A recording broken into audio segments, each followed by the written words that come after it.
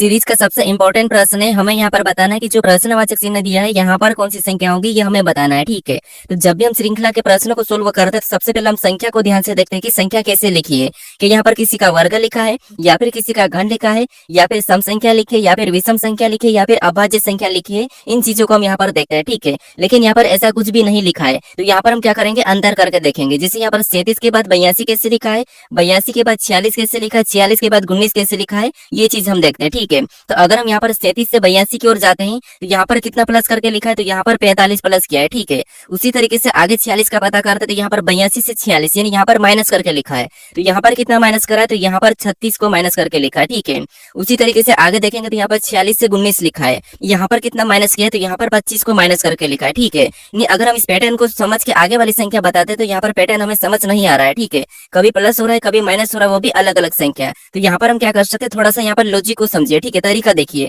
सबसे पहले बार लास्ट तरीका बचा, या तो यहाँ पर योग होगा या फिर इनका गुणा होगा। ठीक है, तो अगर हम यहाँ पर योग करके देखते तो यहाँ पर देखिए 37 को आपस में जोड़ेंगे तो कितना हो रहा है, 10 हो रहा है।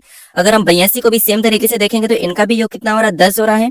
अगर हम यहाँ पर 46 को भी देखेंगे तो इनका भी योग कितना हो रहा है, 10 हो रहा है। उसके बाद 19 को भी देखेंगे तो इनका भी योग कितना हो रहा है, 10 हो रहा है। ठीक है, नहीं सीरीज में हमें सभी का योग कितना दिखाई दे रहा है, 10 दिखाई दे रहा है। तो जो प्रश्नवाचक चिन्ह है यहाँ पर भी वही संख्या होगी जिसका योग क्या होगा, 10 होगा। तो ऑप्शन में देखिए कहाँ पर है, तो ऑप्शन नंबर हमें यहाँ पर देखिए सी में दिया है, तो ऑप्शन नंबर सी हमारा इस प्रश्न का सही जवाब होगा। ठीक है, ऐसे ही इंपॉर्टेंट प्रश्न के लिए इस चैनल को आप सब्सक्राइब कर लीजिए।